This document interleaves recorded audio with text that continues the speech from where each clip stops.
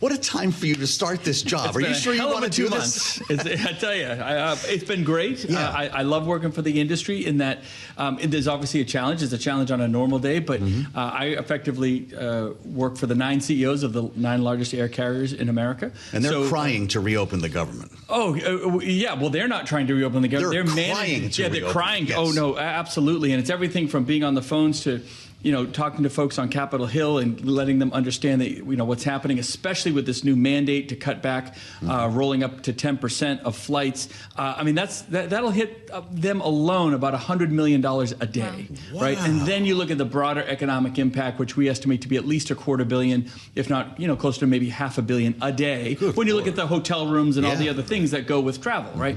So it has a huge economic impact, as you can see from those images right there. These cuts that are being mandated really are going to effect starting today. Roll about 4% till Monday, and then that scales up to 10% by next week.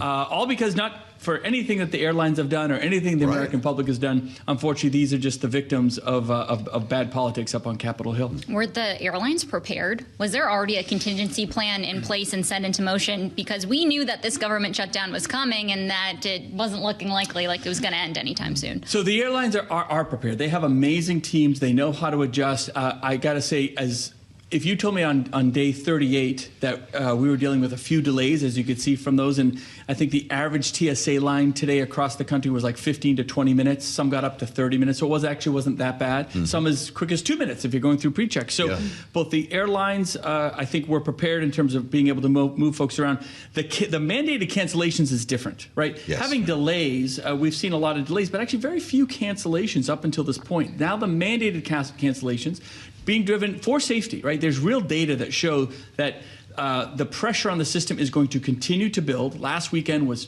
some real tough days. Halloween night was really, really tough. That's going to continue to grow as the call-outs, both on the TSA and the air traffic controller side, increase, and the demand builds as we get closer to Thanksgiving. So I think the FAA is being smart and saying, okay, we're not going to wait for this thing to come to a grinding halt. We're going to ask folks to proactively cancel a certain number of flights.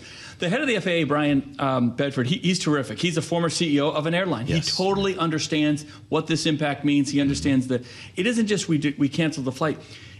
Managing crews from point A to point B, knowing that folks could potentially be stranded because their first flight was fine, but the second leg is now canceled. Moving those folks. And the big message is, use your airline's apps to the American public. They're not going to cancel you last second. They're trying to do it as proactively as they can. This mandate really just came down in the last 24 hours. But it's going to hit some folks hard, and I think the airlines are doing everything they can and really successfully so far in managing that customer service aspect. But it's tough, and it's all because a bunch of folks down the street here, not too far from us, keep saying no to a continuing That's exactly resolution. why you didn't want to serve in the Senate, as I remember, was this kind of stuff. But I flew back and forth to New York this week. It took me hours to get up and hours to get back. But I actually felt safe in the process. And I will say, I really went out of my way to thank TSA workers for showing up. I can't thank air traffic controllers because they don't let me in the tower. You can right now. But thank you. Because, these are actually all patriots who are showing up to keep the country running. And that's really important. But you're also a politician. Well, you were anyway. And I'm wondering how you see this moment in time, because it might well be the air traffic control system that forces an end to this shutdown. Do you think in the next couple of weeks everybody gets to the table here? Because you just painted a pretty ugly picture. Yeah, they absolutely have to, because the pressure on the aviation system and the national airspace as we hit Thanksgiving is going to be absolutely immense. And I don't like using the word disaster, but I think the Secretary's right. If it doesn't end probably in the next week or the next 10 days, there is a chance they have to ramp up beyond 10%. What would Thanksgiving look like? Disaster is the word J.D. Vance used. Complete gridlock. Complete gridlock. Because the demand on the system is well beyond, it'll hit about 3 million passengers a day. That forced cancellation and unintended delays will hit really just historic proportions at that point. So this is already completely unprecedented. Totally. They didn't want to do it. There's a lot. I know there were some folks saying, well, where's the data?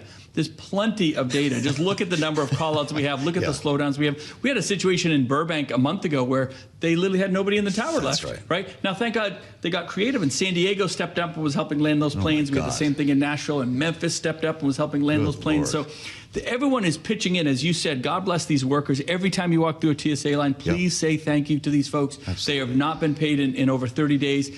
You know what? The average TSA worker, they're getting $35,000, $40,000 a year, maybe. I don't think these most are not people know very that. well-paid individuals, but they keep coming to work. They keep doing the forced overtime because they know how important their job is to the national airspace, and they're just at the tip of the spear of the victims on this one. Well, one of the vulnerabilities of the air traffic system is that it doesn't actually take that many people calling out for us to see disruptions. This has long been an issue. We've spoken about it many times on this program. We like to talk about long-term economic impacts, long-term impacts to the workforce. Is there any concern among the airlines that this shutdown is going to have damaging impacts even once the government reopens? Is it going to be hard to get air traffic controllers back into work? So a couple things. If you looked at the number of individuals who have already retired in the past month, air traffic controllers, every day. It could be every day. It could be another dozen every single day this thing goes on, because they're saying, look, they don't want to be part of this frustration anymore in the system. Maybe they're taking their retirement, whatever it is.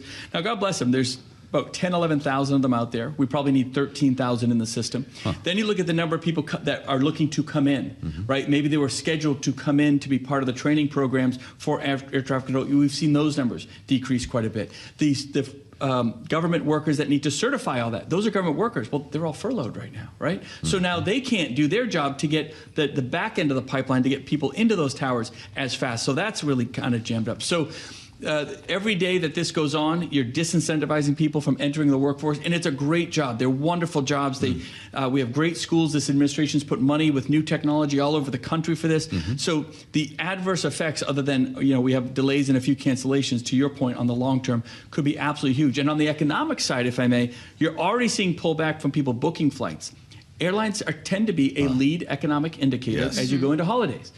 That's where people spend dollars first, and as those dollars get pulled back, they then get pulled back in your regular spends, both regionally and nationally. So when I talk about the overall economic impact being somewhere in the $250 million to $500 million a day, that's going to have repercussions for months, all the way through the holiday season, undoubtedly. So, and the system just doesn't come back on like a light switch. Well, that's what I want to ask you. By the way, you can't get a seat on Amtrak right now, but how long does it take? We all know what residual delays are like, right? Maybe there's a big impact on the air traffic control system for like 3 hours, and it takes the next day for everyone around the country to get back on time. If they come, maybe they've gone on vacation. Maybe they're taking some time with family. Who knows? So it isn't just a light switch. You'll actually need to see that data and make sure folks come in. And it's anticipated. Usually it takes a day or two. Sure. But there is a little bit of a lag there. And then how close is that lag to that holiday weekend, and how much have people actually pulled back? And right now, because the airlines have so much flexibility for the customer, people aren't canceling just yet, nor should they. Nobody should cancel. The two big messages are: don't cancel your trip, because you can wait right up until the end, really, before you cancel,